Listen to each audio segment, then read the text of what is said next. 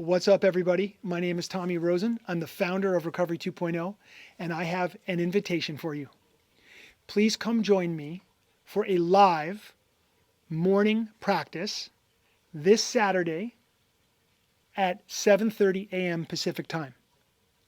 We will be live together, and I will take you through a very powerful morning practice, which includes some movements, breath work, and meditation that is geared and designed to help move us, all of us, beyond negativity, beyond old patterns of thought and behavior, beyond our limitations.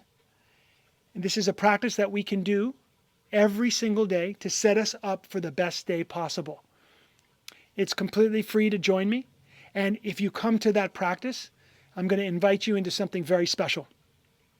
So come and join me, and I will see you in the practice on Saturday morning, 7:30 a.m. Pacific time. Register now, and we'll get to experience this very powerful, the practice and the transformation that it brings. So I wish that for me, and I wish that for you, and I wish that for all of us to move beyond our limitations into a new space of possibility, new space of opportunity. Okay, hope to see you Saturday. Until then.